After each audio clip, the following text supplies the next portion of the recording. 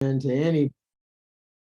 I would recommend, I got myself involved in a total labor of love script with a partner, John McNamara. By the way, all my real success has been with partners, even though I've written a ton of stuff by myself. And we wrote a script called Prophet. And remember, this is way back before The Sopranos. There had never been an anti-hero like this.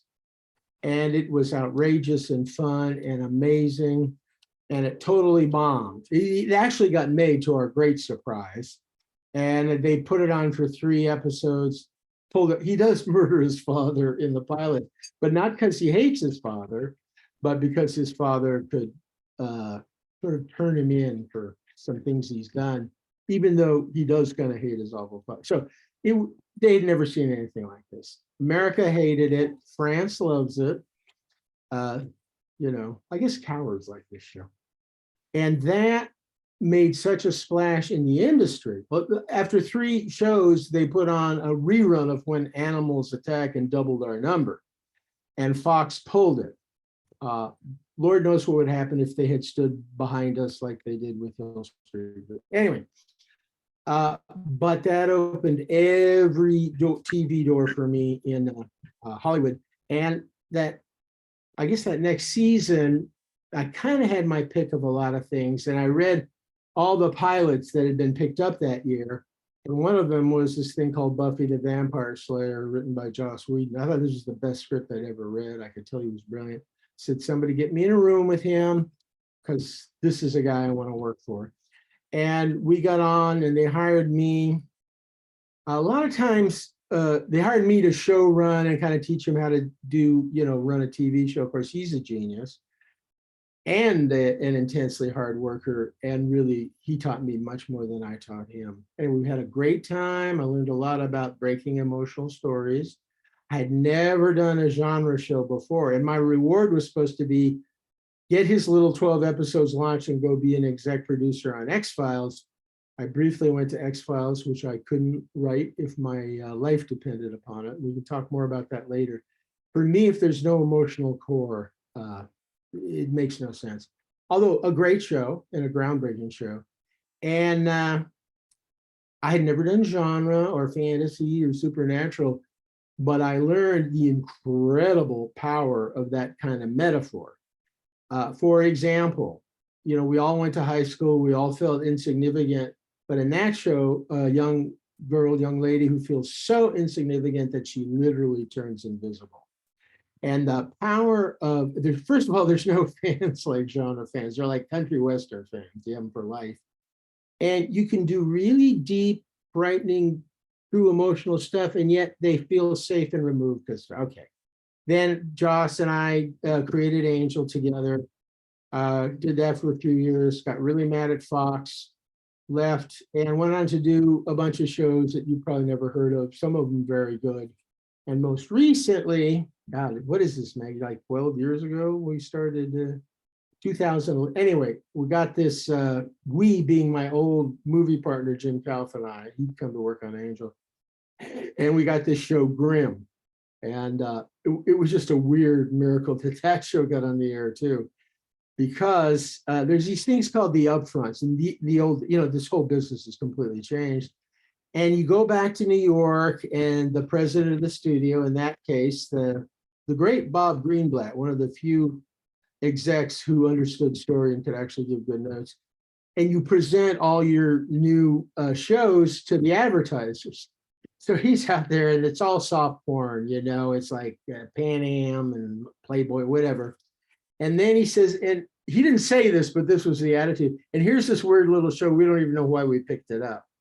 Now, Grimm was the only show that lasted more than a season, and it lasted 5.5 years, 123 episodes, something, except for Dick Wolf, you'll never see again. And by the way, golden age of television, a lot of difficulties. You probably know the writers are on strike now. And so that ran all that time. And then, so I think the show ended like 6 or 7 years ago. I've been developing stuff. Nothing much has happened.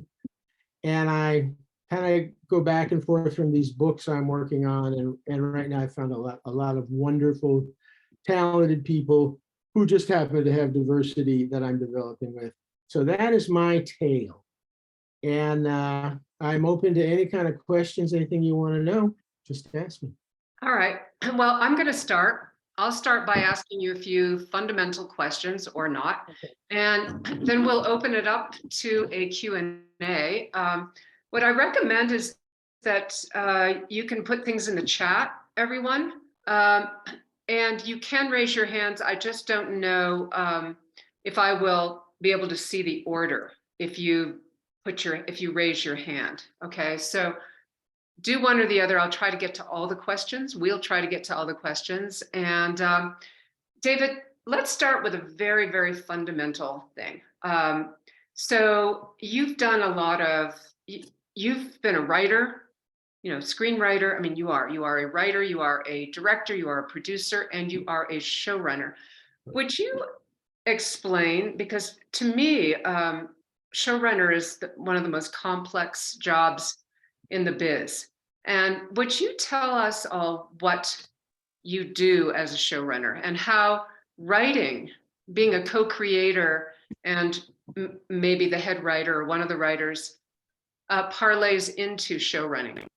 Sure, not a problem. And by the way, I know a tiny bit about acting, really good acting. I still don't understand 45 years later. True authenticity and playfulness and a lot of preparation, I'll let go.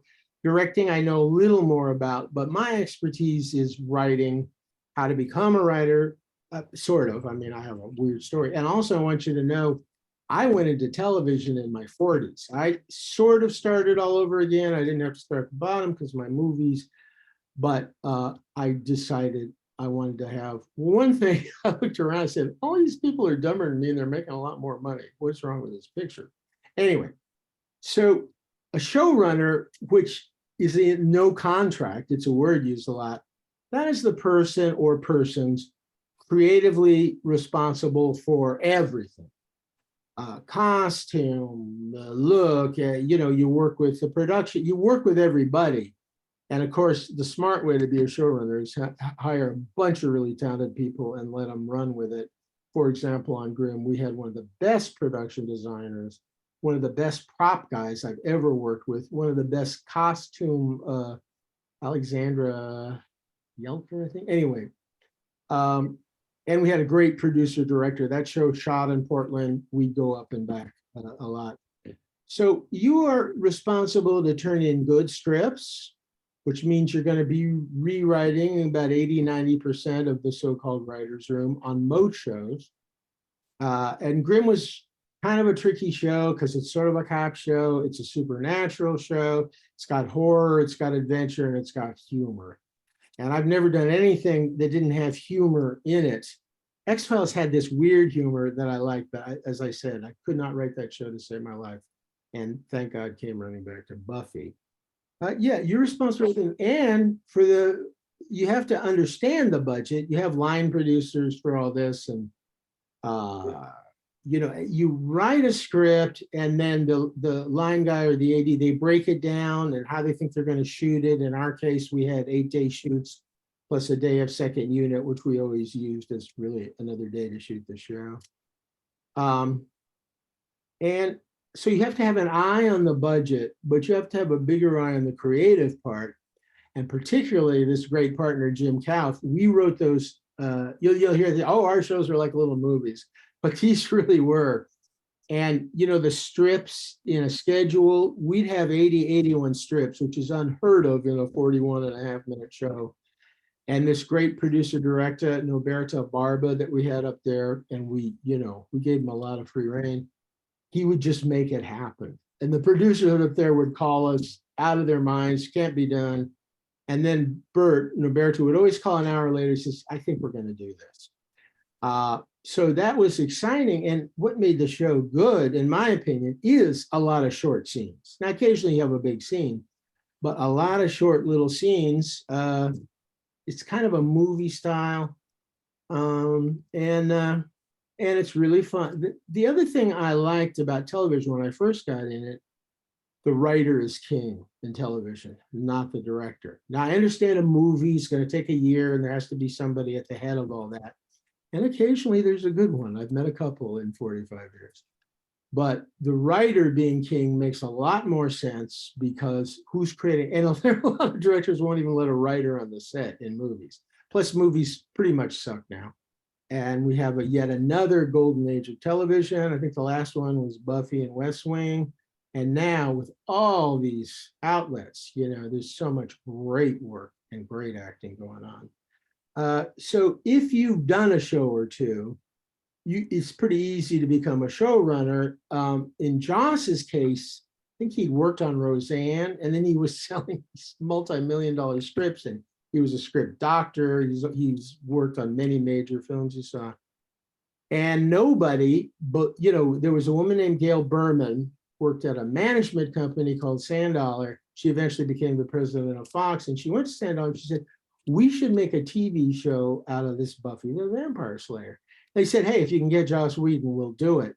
Nobody thought this big movie writer would come do it. But what they don't know, Joss made a lot of money, but he could give a crap about the money. His movie was completely screwed up by, again, a director. And it was made very camp. Buffy is not camp, it's many things. And I've never seen his deal before. He only signed on for 12 episodes.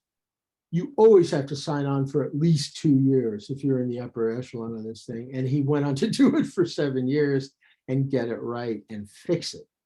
And so if you're new, you have a pilot that's going to be made, or maybe you just haven't really run a show, they always want a showrunner to partner with you. And my job as a show, if it's not a show I'm creating, is to serve the creator. I'll never forget when Joss decided to make Willow gay. You gotta remember, this is a long time ago. Fox and probably Warner Brothers, anyway, I think it was Fox, they called me and said, can't you stop him from doing this? And I said, I think you mistake who I work for. You write the checks, but I work for Mr. Whedon. And I would never stop a good creative idea. Anyway, now there are some showrunners who are a-holes and they come in and they like to take over from the poor bastard who actually created the thing. Anyway, I believe I've answered that question. Okay, yeah, I just wanted people to have a good, right. But you are approaching most everything you do from writing. That's your true passion, right? The most important thing, and casting right next to it, and directing's way up there too, because Well, if you have a vision, you want to see that vision through. So of course, it's all part of it. Yeah. Right? Yeah. So you've done a lot of supernatural genre. That was all the success. Buffy, Angel, Grimm, and Prophet wasn't supernatural, but it had that dark, like what's really going on underneath qualities. So did you fall into this, or is the supernatural something that is actually very interesting? No, totally fell into it. I'm not a guy who read comic books. I don't really like the Marvel films. None of that stuff interests me. Although, Joss made one of those films, like it made $1 billion or something. Joss had been immersed in all that kind of comic book stuff.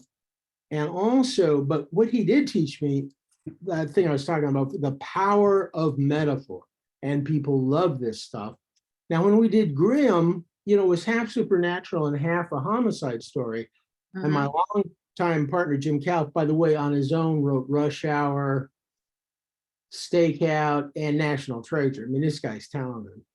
And by the way, couldn't get arrested when we started Grimm. That's a whole other level of Hollywood. A good story is a good story. Yes. And it doesn't matter if it's supernatural or not. A good story is a good story. The rules are slightly different. And and then, of course, after those successes, I did another show called Miracles that was really great, but died very soon. People want me for that. And it's not, it's what I kind of did, but I've done a bunch of other stuff. Okay. So we have some questions that have already come in.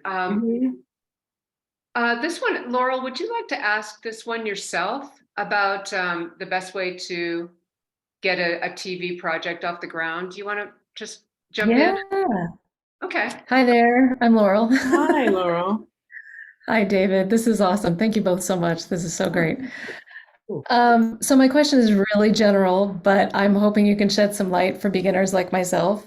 I have a production company that I'm starting from scratch, and we have lots of different projects, TV, film, short film, documentary, etc. We just wrapped our short film. We have it in the can, and actually Dan Loria is one of the stars in it. So Well, I it's love kind Dan of news Lauria. yeah, Wonder Years. He plays my dad in it.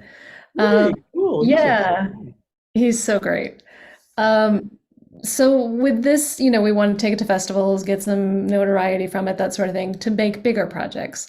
So as sure. I'm looking ahead to the bigger projects, my question is, it's kind of the chicken and the egg thing. I mean, what do you recommend at this stage? Is it raising capital? Is it getting names, as directors and talent, or is it getting distribution? I mean, what's the best first steps?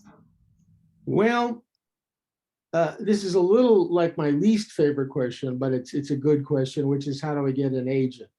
And how you get an agent is you write your ass off and get really good, and you will get an agent.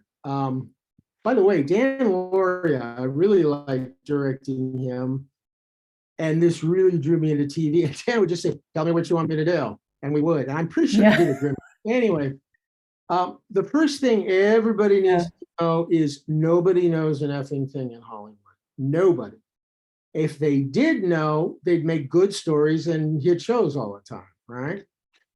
So nobody knows a thing, and usually your gut is pretty good, but you need to get along. I don't know much about this, the independent, the short film kind of thing. I think they're coming back. There was a period where the independents filled a nice slot. I still recommend television. Are you a writer, director? What are you, a writer? Well, I'm more producer. I have a Okay, writing partner. That's her okay, forte. But I mean, like I said, we're looking at films and television and sure. which project is going to be the first best one, but I don't know the best route to take it. Do we start looking for distribution? Do we start raising capital? Do we look at getting people on board first to make it more marketable? It's kind of like I said, that chicken Yeah, and egg thing. yeah. Well, a producer then, your job, and by the way, you need no education. We don't care you went to Harvard or you're in jail. This is like the gold fields of California back a century or so ago. You just make it on your own chutzpah. So your job as a producer is to find other, usually young, talented people. Obviously, you found Dan, and he's not, he's old, talented guy. Yeah. And put together stuff. Writers you believe in, maybe directors you believe in, and you're like the sort of like the what we'd call a non-writing producer in TV, like a creative force, bringing these people together. And you know, you look pretty young to me. You want to get people who are really hungry. And that terrible agent question, yes, eventually you want to get an agent who's on her way up too. You want to all rise up Hmm. together. Um, TV, which is what I really know about. Um, and when I'm reading other writers, I only want to read an original pilot. Original pilot is a very hard thing to do because you have to establish characters, you have to establish why the show should go on, and you have to have a little mini A story that represents what you're going to do. If you look at the Grimm pilot, the A story is girls kidnapped, our hero saved girl. It's a very simple A story because there was so much other stuff to do. And that's how I can tell if a writer is good or not, and or talented or appropriate. Now, I used to tell people when I was in the movie business, you write 10 screenplays, you'll make it. And then there are these pretty talented brothers who were like public defenders. They wrote 10 screenplays and they didn't make it. And this is a sad fact. You have to have talent. And that's a weird and mysterious thing. You can't put your finger on it. And in my work, you better have a good sense of humor too. And if you're working with actors without a sense of humor, you got to tailor things sometimes. Like as a writer, I have one hat. As a director, I have an entirely other hat on. but festivals is a great plan. My old partner Jim Kauf and his wife Lynn Kauf, they just made a movie in their backyard in Montana that is fantastic. And it's like the 1800s, one covered wagon, interesting characters. And they're going to shop that at festivals too. Again, I just don't know that side, but it's sort of like if you're a writer, you just got to sit down a lot and get good at it. In my case, it took a long, long time. There's people like Joss Whedon and that guy who wrote West Wing. They're kind of exceptions to the rule of us mere mortals. You got to have 10,000 hours to sort of master something. It took me 13 years to even begin to learn structure, which is so important. So again, your job, you're kind of like a mini studio. Like, who are the talented people? What's the great idea? How do I put all this together? And in TV, you keep, like, there was a period, oh, they don't want cops. They hate cops all of a sudden. Now that's gone away, thank God. They're very fickle. Right now, it's very woke, but I'm working with that rather than being a victim and all like that. And but what I wanted to say was, even if you have a pilot that's completely written, right, a spec pilot, you would think the best thing would be to send that out, and only people who are interested would take a meeting. No spec pilot is sold 2 or 3 years. So even if you've written the pilot, pretend that you didn't, and you want to just have a short thing, log line about the project, and then get people to let you come in and pitch, make them feel inclusive in the pitch, and they want to feel part of creating the thing. And then if you sell it, you've already written the pilot. Now, for example, on Grimm, there was a Greenwalt, there was a lot of studio changes going on. It's just a lark that we sold it. That's a longer story. But we sat down and wrote the outline of the pilot while they're waiting to get, this would be December. And then towards the end of December, they said, okay, come in and tell us what the pilot is. We said, well, we got a document. This is very unusual. We sent them the document and they said, oh yeah, write that. That's very unusual. And you better learn to take a ton of notes. I was not very graceful at that for decades and decades, but I've learned even a so-called bad note is saying you did something wrong and now you have to figure out what you didn't communicate. Even the note is idiotic and it will tear the whole thing apart. I finally learned to do that. And notes are good. Anyway, I'm kind of meandering, but is that helpful? Laura? Yeah, thank you. I mean, I think what I'm hearing from you especially is surround yourself with good people. Mm-hmm. And that's so key, in every aspect. The story, what the idea is so important, and everybody should serve the story, but casting, it's like, 1 millimeter less important, because if it's cast wrong, it won't work. And if it's cast right, like, amazing actors can make all kinds of stuff work. Yeah. Thank you. That's awesome. Thanks. Where are you? Are you in LA or somewhere else? Well, at the moment, I'm back in Colorado with family, but I was in Los Angeles and I know exactly where Paradise Cove is. It's awesome. I love it. Yeah. Yeah, I mean, you kind of got to be in LA for the television business. We're going to be on a long strike right now anyway. So. Oh, you think so? Good time to write and create stuff. Nothing's going to sell or go out for quite a while. Yeah, well, it's time for us to get some stuff done on the side while all this happens. Take advantage of the time. Absolutely. Yeah. Okay, who else? David, there have been a couple of questions, people asking if you might share your thoughts on the writer's strike. Well, I've been in that guild 42 years. I've been through a few strikes.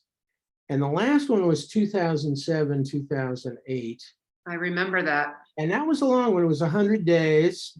I was having a complete nervous breakdown during that. But I still picketed and stuff. But back in 2017, I knew there wouldn't be a strike. And you have to look at this business now, way back, even before me in the Channel A-Team days. If you had 100 episodes, you had $100 million in syndication. You're right. And this also goes back to the days when one hit movie, one hit TV. Seinfeld supported 30 other shows. Then everything went way down. And matter of fact, when we sold Angel, it was like one of the lowest syndication prices ever done. Then by the time we were doing Grimm, which is a modest hit Friday night, it was but it went a long time. 200 countries. Our star was recognized in Botswana market in the first year. And I knew that show would go into profit. So suddenly we were in an age again where make a good show, you're going to make some money unless you're really dumb. And the studios at that time, I think were making like 27, 28 billion a year. And I knew they wouldn't strike. They wouldn't make a strike then because they lose 3 months, they lose a ton of money. However, what just happened, and it's going to be a big long one, the business has changed so much. Almost nobody, again, Dick Wolf, but nobody's really making 22 episodes. A young writer starting out is not really getting in a real writer's room while there's production going on or going to the set, learning how to cast, cut, all the things. You see all these producer names on these shows. Most of them are writers. And it always irked, because I came from movies, I knew kind of how to do that stuff. Like to call a person a supervising producer and they've never really been on a set or they don't really, but it's the way you learn. And on Grimm, we sent whoever was the writer their name. Of course, we wrote all of it. Don't tell anybody that. They would go to Portland and they would learn all this stuff. Now that doesn't exist. You have these short orders, 6, 8, or 10, which still can take a year to do. So if I'm used to working 16 hours a day and now I'm working 6 hours, but I want to be paid for 17, that I understand that that's a weird, come on. However, they're now making 56, 57 billion a year. The Writers Guild, particularly the middle class, is just going down, down, down. You can't make a living like you could. There was a day when residuals, they got one free rerun. The second rerun, you were paid Writers Guild like $36,000 when that thing, played again. That's all gone, again, except for Dick Wolf. And so it's, and then of course they're squeezing the hell out of people. They put them in a room for 8 weeks and then they try to hold them. And so there's a lot of problems. It's not really the fault of the, producer, bad guy, or the studios. The business has changed so much. And unfortunately, they have spent so much money. For example, the Grimm budget was about $4 million per episode with a $300,000 tax kickback. We never went over budget. We never delivered a script late. That's unheard of. And you could make a pretty good show for that. There's a show called, I think it's East New York right now. They're doing those in 7.5 days. I have no idea. But then there's these streaming shows spending 10, 11, 12 million an episode, right? So what the studios are seeing is, well, we're going to start losing a whole bunch of money. What we want is 1 to 3% of their profit, right? And we want that because, sorry, I just got a little message here. We create everything of all this entertainment, and of course they don't want to give. And by the way, the Writers Guild, only guild that ever strikes. The Screen Actors Guild, they're just not very well run. The Directors Guild, yes, they have directors, but they have a ton of UPMs, ADs, etc. They always settle and they get a pretty good deal. And the Writers Guild is the only people that will fight. And we wouldn't have a parking space, health and pension, residuals, even the creative right to choose our credits. In the old days, the producer just assigned it to his girlfriend, So everything worth having in the Writers Guild has been fought for. And it's very sad for people who are just new in the guild, just about to get work, but we're on the shoulders of giants, So I'm not surprised we struck, but I wasn't sure because of that money thing. And this is going to be a long, nasty strike. Did I answer that question? Yeah, I have a question, and then Kristen Goodman, I'd like you to ask your question. You're on deck, so to speak. So you mentioned that you have to cast something well. I mean, I couldn't agree with you. I have been threatening to be a casting director my entire career as an actor. But Very important. what is it, David? What do you see in an actor that makes you feel as if they are the right one? Because Well, again, different people could be yeah. right for something. There are different options, but what is it? Well, again, it's like kind of a mysterious thing. My best friend from high school became a giant movie star, and I think he's the greatest actor in America. And Allison Janney is my favorite actress in America. But it's a weird thing. And you don't know this really till you get working. It's a level of authenticity that comes out of, they are playing or pretending so hard that it's real. And then a good actor and they prepare like hell, and then you throw all that away and you react in the moment. I'm a terrible actor because I'm nervous and I wonder what people are thinking of me. And so they're a weird breed. What did I used to say? Well, one time on Buffy, we were having trouble, and I wrote, they're rabid animals who should be put down. But I actually really love actors, and it's magic what they do. Now, at least in pilots, people still come into a room. I like to meet people in a room. And there was a time in TV when the casting director would send you, 4 or 5 people for, that's all over except for pilots. Everybody does this self-tape thing now, and it's very handy on Grimm. I can look at 5 or 6 people. And here's the other thing, actors, in 3 seconds whether this person is right or wrong for the thing. So you don't have a half hour to make chit chat. And I'll tell you another terrible thing they ever do on audition is start like asking questions and you want this or that. No, you come in confident and prepared, make your choices. And then if they want to, so Grimm is a perfect example. David Gentoli, who had only done and we cast for weeks for the pilot, right? He was that guy was the most important person. He came in, he was very likable. And yeah, I couldn't tell, is he going to be an asshole or not, but he was likable. And you wouldn't be able to cast him today because he'd only done a couple of things. And then there was another actor, they said, we'll make it with this actor. And that guy went on, he's in a hugely successful show, went on to big stuff, but there was something about him I didn't like, for this part. And for certain parts, I really want to like them. Anyway, we eventually went in with David and he was good, but I can't tell you how many men and women we met. And Russell Hornsby ended up playing Hank, David's partner.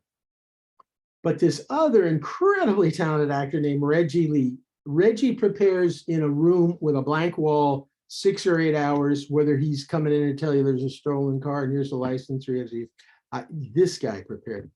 Anyway, Hank was so terrific, Russell, for this kind of second lead with David.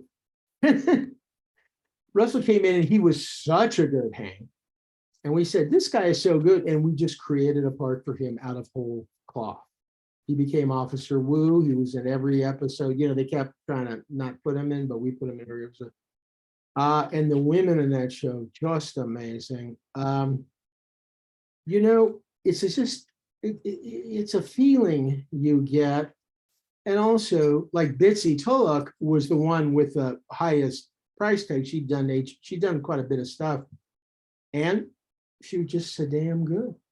She was very thin, and I thought, oh Christ, we have an anorexic on our hands. And then every day I watched her eat a giant cheeseburger. She was just a thin girl. By the way, she and David are married now, and they play kind of boyfriend and girlfriend. And then anyway, now in American TV, there is something to attractive people. I watch a ton of BBC stuff with wonderful English actors. That Jim Gaffigan comedian, he has a joke. He says, like, where do they get these? They just went down to the bus stop and grabbed a guy. So our cast was, pretty good looking. Here's another story.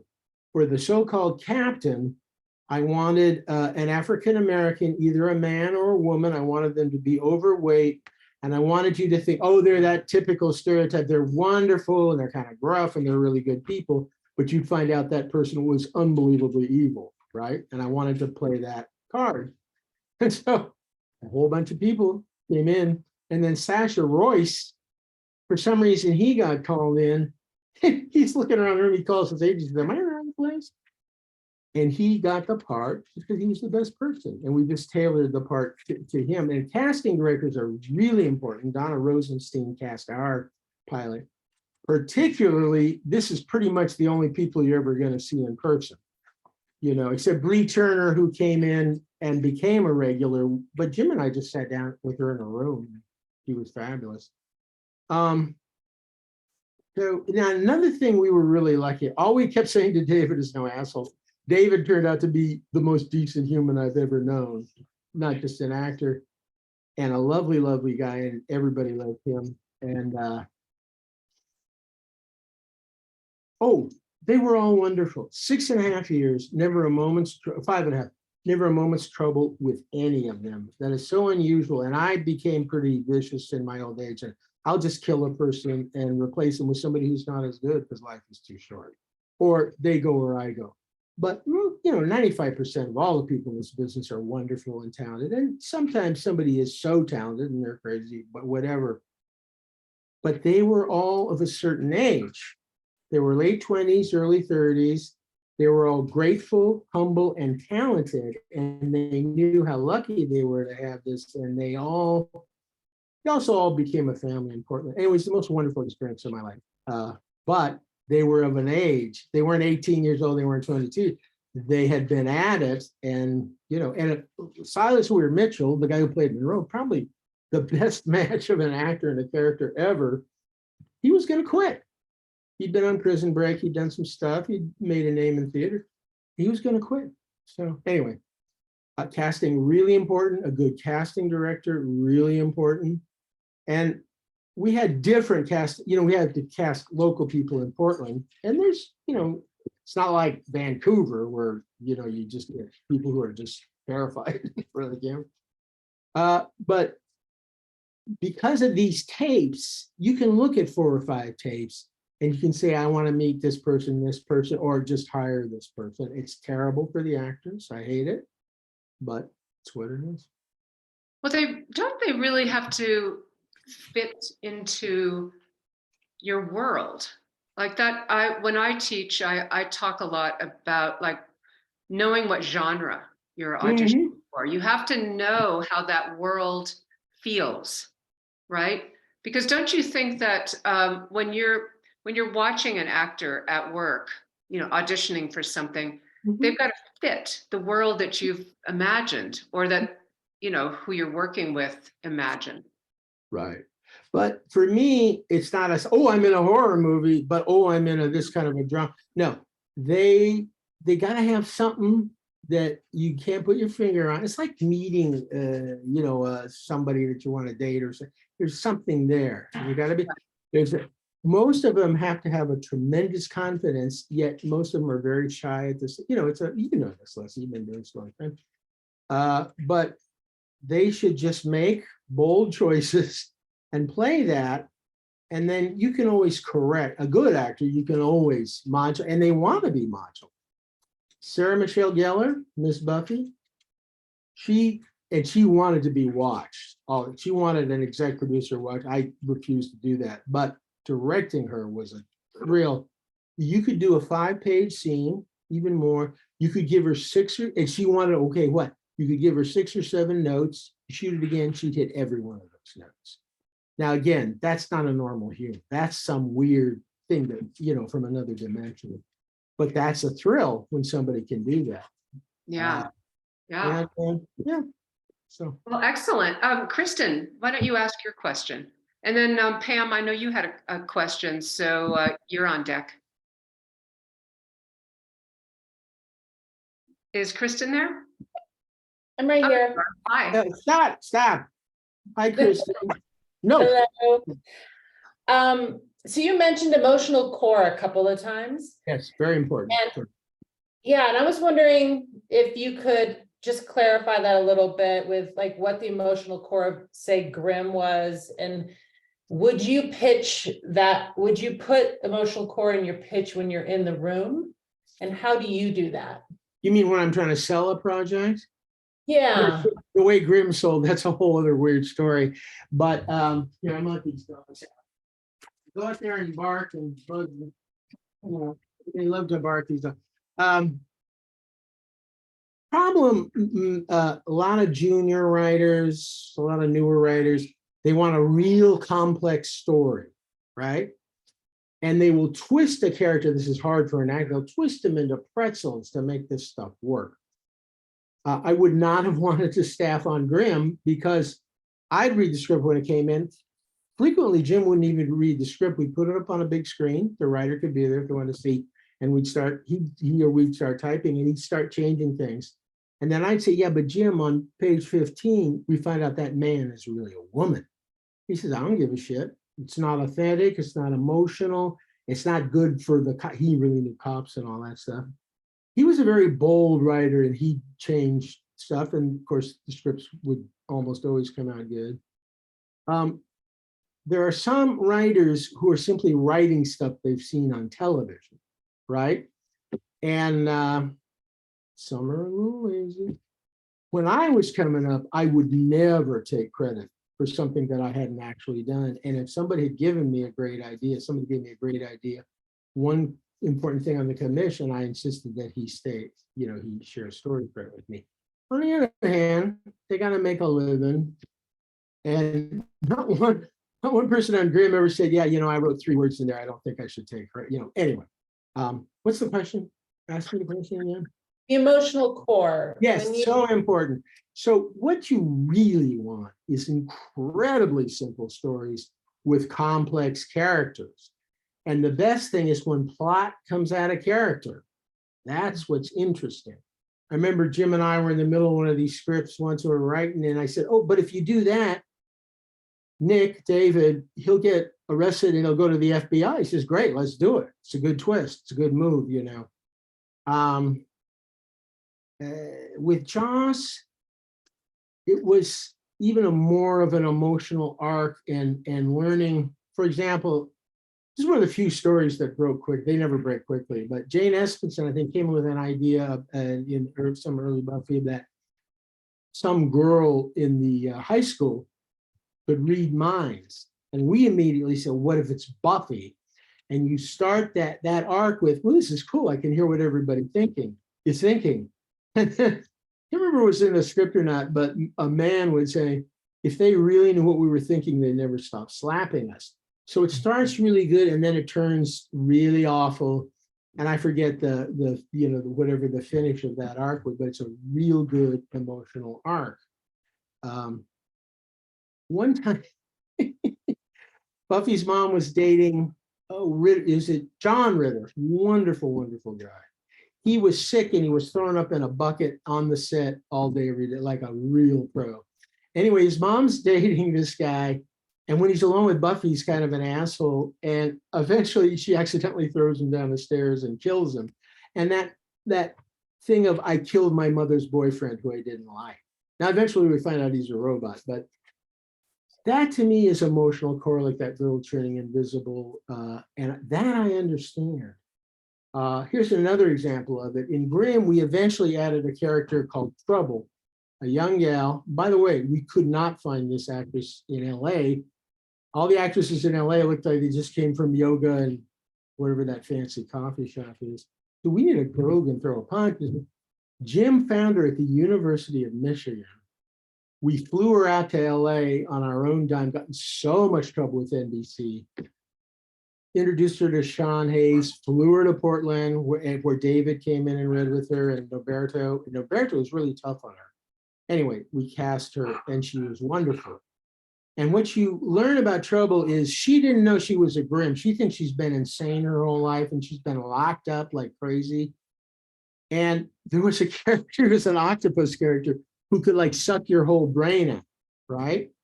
And then he knows everything about you. Well, he gets along with Trouble, he sucks her brain out, and it's so awful in there that he completely loses his mind. Now that's it's a good plot twist, but it's a great emotional twist of holy shit, I knew she had a bad background, but she just drove that guy insane, you know. Those are examples, and it's the only kind of stories I'm interested in. God bless X-Files. I watched 83 of them in a row before I went to work there. Amazing production value. They raised the bar in television production. And it was cool, but I don't understand, you know, it's an alien, it's a bee, it's something, maybe my, you know, people love that, but not me. Thank you. All right, Pam and then Lee. Hi, David. Thank you so much for Oh, being. hi. Hi. Oh, I don't know if you Yeah. can. Thank you so much for being here. And Leslie, thank you so much for putting this on. I'm an actor trying to transition into screenwriting. I've Mhm. taken just a few classes, Mhm. mostly feature length writing, and I'll write a story. I'll get excited about a story and I'll work on, you know, the arc and figuring it out. And I think I love it. And then then some time will pass and I don't like it anymore. Then I want to write something else. I like it for a little while and then I don't like it. I'm just wondering, how do you, what's your process? How have you landed on the story that you really want to tell? And then I'm also curious to know, when you say what a talented screenwriter, what makes a talented screenwriter? Great question. And listen, I can see you're a very attractive person and you're doing a great transition, because particularly women, but men too, we need to have other jobs. There's a great actress, Elizabeth Rome, who was on Angel. She played the cop on Angel and she was in a Dick Wolf show. But she transitioned into a director, and she's a great director. You know, we need other things. What I would say is forget screenplays and write television. Forget all that movie shit. Thank you. There's always going to come a period in the writing of something where all hope is lost, all hope is gone. And if you have to listen to your characters and let them do what they would do at that moment. And then you come to a great, like a plane going to Hawaii, there's a point of no return. Eventually, you get to that point, and this thing which you've been laboring on and digging coal with your fingers will begin to feed you. And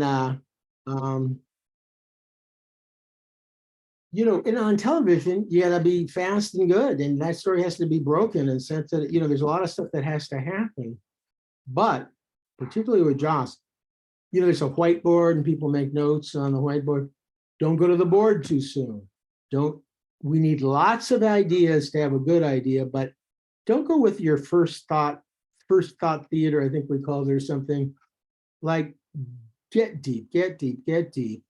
And then eventually, when you break the story, which is the hardest thing to do. Now in Buffy, once we had done all that, we were pretty safe because we would have a pretty big outline and we had broken it. So if the script comes in bad, you can rewrite that in a couple of days, because however, with Mr. Jim Kauf, we would help him break the story. We'd get the story approval, we'd send in the outline, they'd give us notes, and then we'd start writing and change everything. So you have to be willing to kill your darlings and throw out stuff that you think is so necessary. Another thing, God damn, this stuff's on. Hey, stop it. Let us know if that works. Not really. Here's what I think is the best writing, where everything appears to be character, right? And Seinfeld did this brilliantly, and this new Poker Face does this brilliantly. And then everything you thought was character is also 100% plot, right? That is, to me, excellent writing, kind of really hard to do. Now they're scratching at the door. Well, stop barking. And that's really hard to accomplish.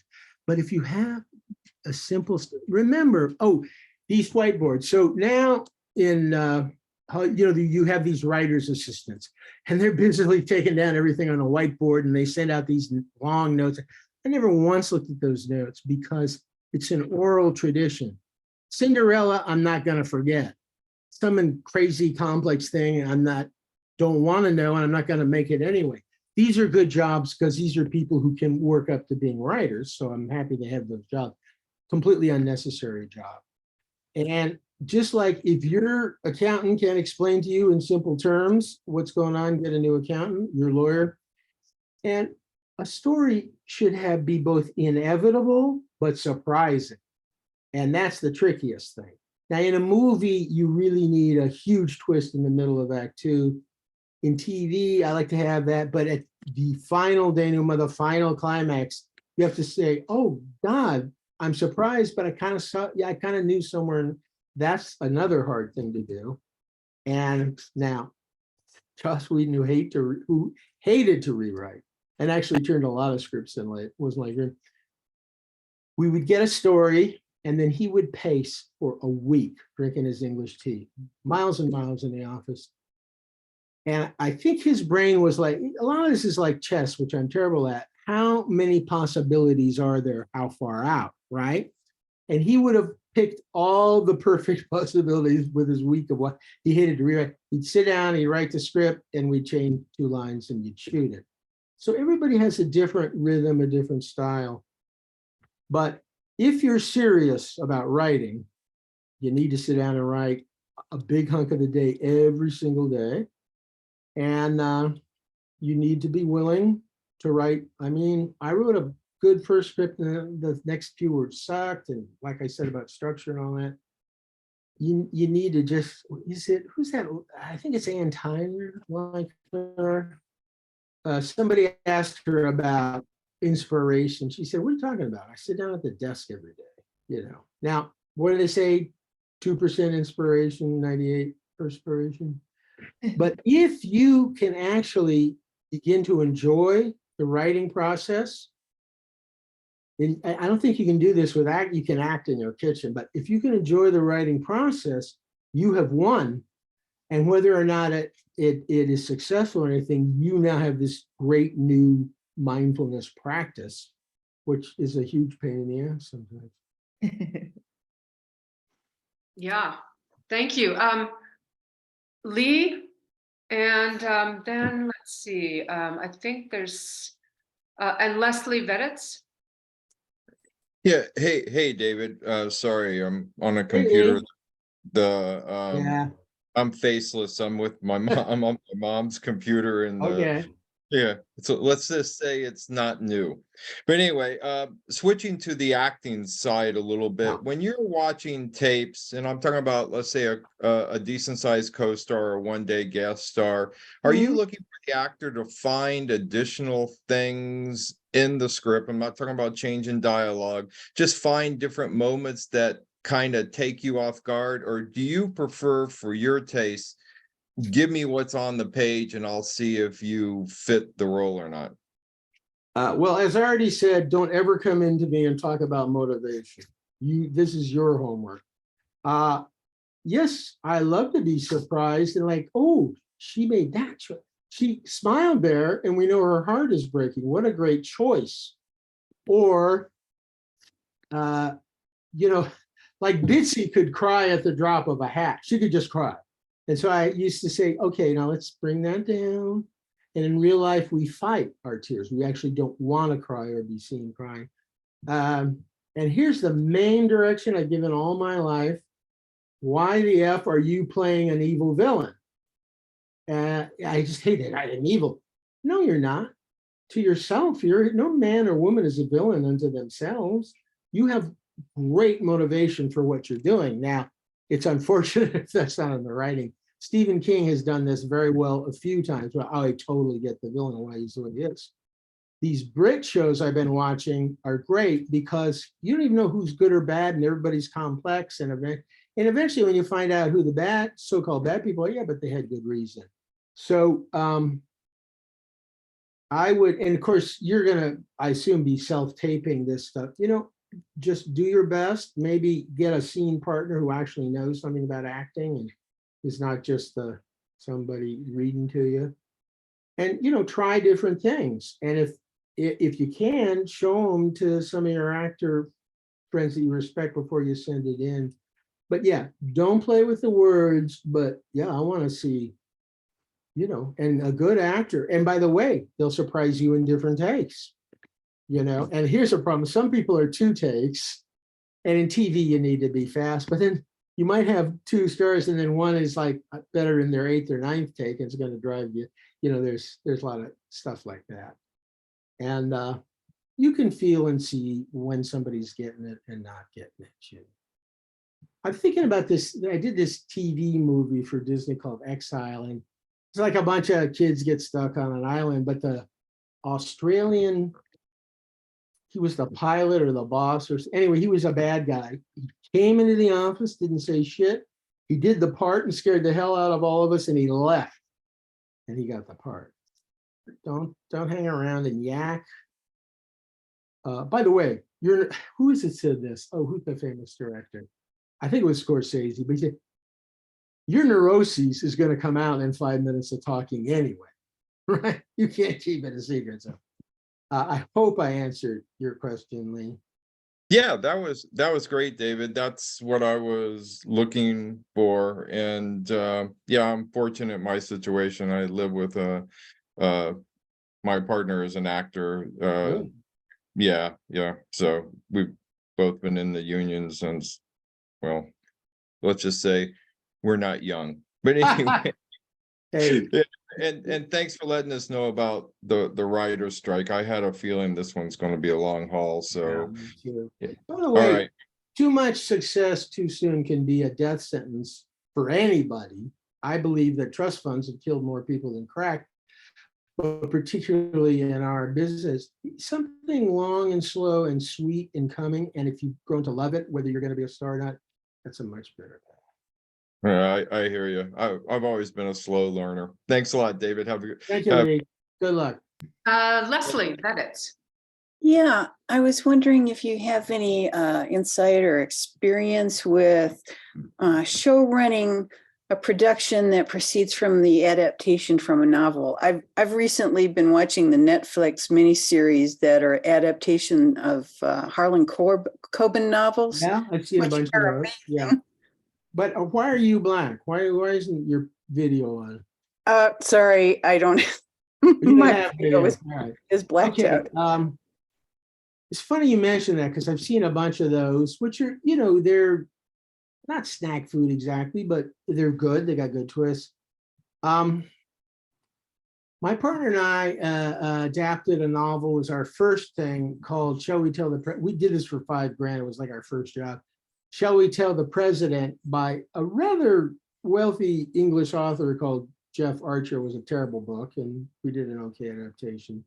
Then we adapted this guy, this Asian serial killer, Sobraj. They recently made a miniseries about him that was pretty good.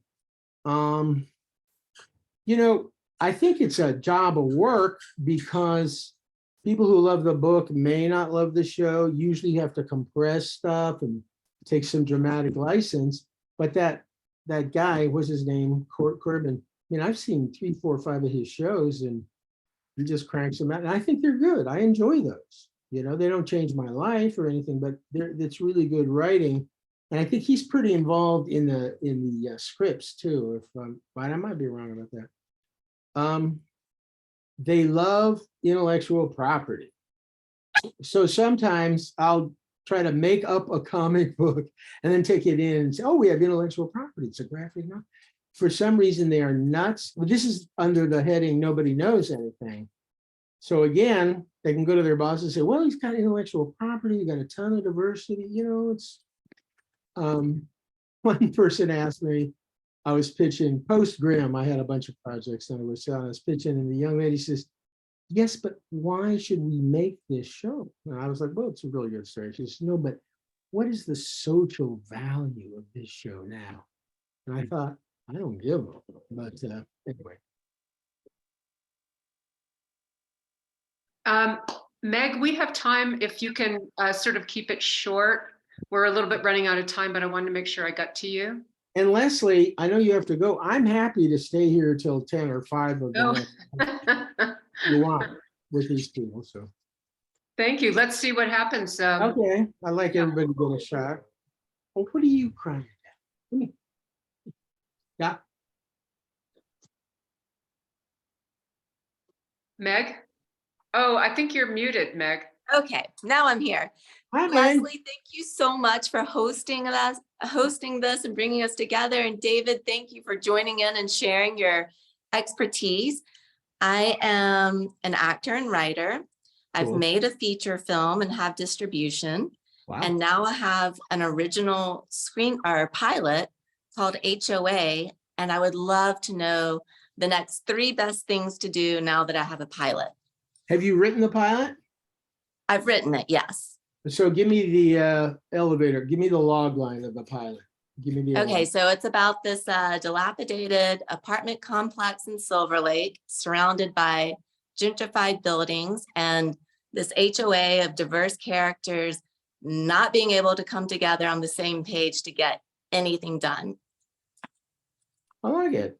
Thank you. Did you have an agent? I have an acting agent, but I've never pursued a writing Yeah. agent. Well, writing is really hard, but it's really satisfying. And plus, there's a lot longer life. Although all actors, male and female, eventually they go through a new kind of a thing, you know, different periods of life. So, and I'm sure you could write or have written 2 or 3 pages that tells me the pilot and the show. So Yes. what you need to do is get an agent. Well, nobody's sending anything out, so you got time. But get an agent who believes in you as a writer. Again, sometimes when you're sort of starting out, a young, hungry agent is a good thing to find. And that person would read the pilot, and he or she would only take you on if they like the pilot anyway. And that's hard to get in under the nose, but it's not impossible. And then what you would do is hopefully you'd get a chance to pitch based on the log line and like a 1-page description. Now, when you go pitch a show, you want to pitch basically the whole pilot, but pretty quick. More important, the characters and what is their arc and growth? That's what they want to know. What is the first season? What are the cool, surprising twists? You know, is it 10 eps? It'd probably be nowadays 10, 12 eps. And then you don't say it, but it should be evident in what you're pitching, why this is unique, why this is cool. It sounds like kind of hip Silver Lake, you know, I like that elevator pitch of it. And the characters, you know, 3 or 4 really important characters and how they interact in their weird neuroses, how they all mix. I assume nobody is dying or getting shot in this show. This is more No, it's more of almost like a political satire in the form of a comedy. yeah, well, This Is Us isn't quite that, but they did it beautifully, just beautifully. Much harder thing to do than I can shoot a guy. People are having heart attacks and stuff. By the way, 30-something did the greatest twist on which character was going to die and which didn't. Also, the second season of West Wing is the greatest second opening, because the end of the first thing, they shoot the president, and then you come back and it's 3 years earlier and you're meeting all these characters, you know, and you're still wondering. Anyway, yeah, you pitch the living heck out of it. And it's like emotional arcs they're mostly more interested in, but good twists and turns. And look, well, I've been watching a Single Female Drunk, Freeform, and it's a fantastic show. And that actress is unbelievable. And the story is great. And there's nobody getting shot. I mean, there's some drunks. And then I started watching Cruel Summer, which, you know, Freeform just put up, or Hulu after that. And I don't really like that. I was shocked, like these really good shows on Freeform. And what now, sometimes a device is cool. And the device in Cruel Summer is, it's either 93, 94, 95, that year. And you meet this cute little girl with braces who eventually becomes, you know, they all change. And there is a terrible kidnapping in this show. But it's fascinating because at the beginning, they say all these events took place August 9th. But you don't know where you are unless you recognize, and it's clear where the characters are. And that's a kind of a cool device. And there's a lot of playing with time. And and by the way, I'll stick around, guys, but this show, The Last of Us, has 3 things I totally hate and didn't want to see. 1 is apocalyptic, 2 is zombies, and 3 is what I call woke propaganda, like you're noble because of where you put your genitals. This damn show is so good. Action, great. I mean, just great. So all this sort of thing, like, and then an episode, and this is a huge movie.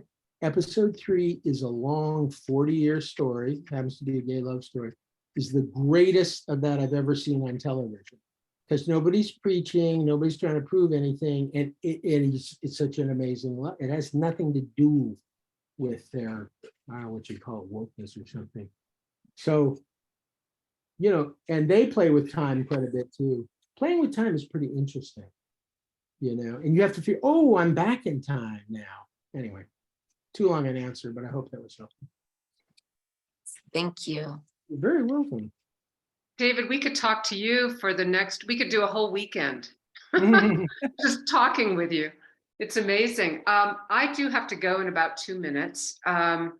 So if there's anyone that has a real burning question. Well, can you co-host somebody, Yeah. and then you can go, and I'll stay till 5 of. I can Yeah. talk another 10 I have a minutes. question. Okay, so I'm gonna, Pam, do you want to be the host and then sign everyone off, or do you need to go? Yeah, you need to go. Okay, Sorry, I have to go also. okay. I just So, have a quick question. okay. Maggie could do it. Make Maggie a co-host. Maggie is leaving. Oh, she did it. All right, ask your Yeah, she question. has to leave. A lot of us, sorry. We No didn't problem. realize that- I'm happy to do this again sometime. I actually learned Yeah. from this stuff. Okay, Can I ask, do a quick Hi, question? hi, Kelly. Yeah, so Is that David, okay? when you guys are done, I have to leave in 1 or 2 minutes, but when you're done, you can just say goodbye to each other. Okay. Yeah, Thank and whoever you. has to go just goes. But Right, if you're the host, though, when you leave, it may close the meeting for everybody. So true. Actually, my friend Max, fabulous writer, David. yeah. Max is going to be the, Okay, done and done. Okay, yeah, Shelley. he's fabulous. Okay. Okay, Kelly. Leslie, we're going to talk in a day or 2. Yes, I'll call you tomorrow. Thank you. Yes, Shelley. Oh, yes, thank you. David, I know this isn't necessarily what you're doing, but I wanted to get your opinion on finding true stories and turning that into episodic or more like a movie. Well, again, IP, they love the IP. And I hate to tell you how many hours a night I spend listening to true crime stories because I find them fascinating. And so my opinion is that could be a really good thing. It's just got to be a great story, you know. And Yeah. sometimes I hear these stories and I say, yeah, I'd change that if it was a story, but there's something about, boy, these men and women murdering each other left and right. Usually they're all love. But would it be more of a documentary, even though you're, changing it for a drama? No, what I'm talking about, our documentaries. Remember that thing, Dirty John? That was a podcast, and then they made a series out of it with Connie Britton and stuff. And now they made another series, but it's about oh, I love that, Amanda Peet, great actress. So look, the greatest thing to happen is I have a TV show, that's a book, that's a podcast, that's a musical, as many forms as you can get. It's great. Right. And if you're going to do a documentary, then you would do that, and you wouldn't be taking another. I mean, you might know some story that's fascinating, but it wouldn't be something that had already been done as a story, but you might know some extraordinary thing. And a good documentary is, I like them too. I'm making one now myself, actually. Okay. And it could still be a more dramatic, in other words, part, not Well, true. you know that show about that wonderful actress who took over New York and was fake and Russian, you know what I'm talking about? It was a great show. So, and these were real people in the show. But one of the characters who was a decent guy, they made her awful and evil. And my friend, the lawyer, is suing the shit out of them. Because if you're taking a real thing, yes, there's going to be dramatic license like crazy, but you can't make somebody evil who is actually a pretty good character. So, Right. and he sues a lot of these people for this kind of thing. Okay, great. Thank you. Mhm. Who else? Oh, I see hands raised. Okay, Mike Kimmel, I see you. Yeah, you can raise your hands like that now if you want. Mike, come on board, sir. Oh, hi, thank you very much for being here. And just wanted to mention, I'm here in New Mexico. I don't know if you have time during the writer's strike, but there's some great locations. Maybe you want to get away from it all and look at the location. Well, it's gorgeous down there. And that great show was in Albuquerque. What was that show? Well, of course, Breaking Bad was down there, wasn't it? Yeah. And by the way, that guy, that writer, I worked with him on X-Files. Brilliant guy and a sweet, nice guy. And then we were going to do a show that involved the Navajo reservation there. Yeah, there's beautiful shooting, and I think you can save some money. But I got nothing right now for that. I might in the future. I might have a Native American thing in the future. Okay. Okay, we got great locations. And I have a funny Buffy story for you, actually. Okay. I lived in LA for many years, and I did an episode of Buffy, the third season, The Prom, which No way. Yeah, I was the butcher. I was Harv the butcher, and it was an episode where there was a demon that was killing everybody, and they did the research and found out it was eating brains. So they said, well, somebody's got to be providing the brains. So they went to the butcher shop, and I was the guy that. I remember an episode, but this might have been it, where Buffy and Cordelia are both going to the prom, and they both have these special dresses, and then they end up in a cabin together fighting for their lives. That wasn't that one, or maybe it was. I don't think that was it. But the funny thing was, I used to do balloon animals for kids' parties when I was living in LA. And I got hired by the prop department to make the balloon hats for the. So it was just kind of fun when I was rehearsing there. The prop department was trying to get me to do the balloon animals in between, and I had to tell them, excuse me, I got to get to set. I'll be right back. Like I was telling the other young lady, I think she may be gone. The more jobs, the better in that uncertain business. So, yeah, good for you. I see that Deborah. Okay, I'm going to say goodbye. You guys Bye, had Leslie. fun. Thanks for everything. Thanks a million, David. You're fantastic. Like I say, you're the kind of person that you need to spend a whole weekend talking to. Well, Thank I'm happy to do it again, and you and I have lots to talk about anyway, so give me a call. Thank Thank you. you, David. Thank you, Bye-bye. Leslie, for doing Thank this. you, Leslie. Bye. Very much. Yes, Deborah.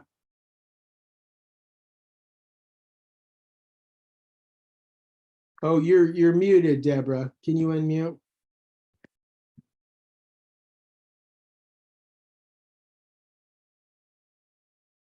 No, still muted. Let me just Is message her here. Is the co-host, Max, can you unmute her? I think he just I did. think she just unmuted. Okay, let's see. No? Let me message her here. Yeah, okay. 1 second, because we can't hear you.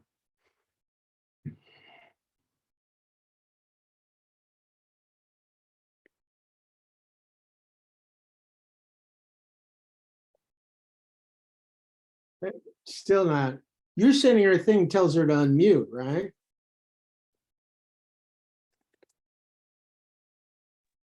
I right. believe she's troubleshooting right now. Does anybody else want to ask a question in the Yeah, meantime? Deborah, we'll try to come back to you. Yeah, who would like to talk? Maybe who hasn't spoken. I can call on you. too. Anybody? Maggie, is there anything you want to add to the conversation? Just I had the pleasure of being David's assistant for 2.5 years, and he's one of the most amazing humans you could ever know in Hollywood. Well, I fooled her, but yeah, she's amazing, Karen. and an incredibly talented writer, and somebody who should be doing, I think 98%, 95, 90 of us writers should be doing TV. You learn more, it's a better world. But Maggie has such a unique vision and she's so stubborn. She should actually be doing, although this thing she wrote, now it's going to be, it could be a TV show, and none of them. So, and movies, to me, they're short stories, right? I mean, they got a beginning, middle, and end. These long series, they're like novels, and you can change and develop characters. Who else isn't? Colleen, you haven't spoken, have you? And Max, Colleen or Max, somebody? This is Colleen. No, I just wanted to listen in. I actually am working on a, I was going to say a pilot because we want to make it a series, but it's going to be a mockumentary. So I wanted to listen in today to kind of, I've only started writing it and I have a crew and I have some actors I know I'm going to have in it. So I just wanted to kind of learn, see what everything you're doing. And you gave me some great ideas about how to get it going. And once I'm ready, you know, how to get that, you know, produced and stuff. So I'm kind of just in the beginning, and I already wrote one short film, and that's all I've done so far in writing. Well, the mockumentary, a difficult but a good thing, if you remember Spinal Tap and Abbott Elementary right now, and the original, the American Office sucks, I'm sorry, the original Office with Ricky Gervais is brilliant. Only the Brits can do that much pain and suffering in a nothing life and make it funny. But people glancing at the people glancing at the camera while talking to another Brit, it's great. So I hope, I'd ask you what it's about, but I think I have to go in a couple of minutes. Is there anybody else who wants to ask a question or share? If not, tell me what your mockumentary is about. It's simply about raking. Sorry? Raking. Like raking with a rake. I moved to Santa Fe and it's going to be amazing. It sounds weird, but I already have the log line. It's basically a mockumentary about raking. And we just cannot stop with the ideas. Like there's just so much, and all I do is free write about all this stuff. And I literally have a 4-acre yard that I've been raking. And while I'm raking, I get crazy ideas and I make memos. So I'm still into it. It's been a couple months and we're having so much fun with it. And I have these neighbors who have stories about how they would do things with rakes when they were kids to hide, like when they left their house or biking. So it's kind of out of control right now because it's hilariously funny.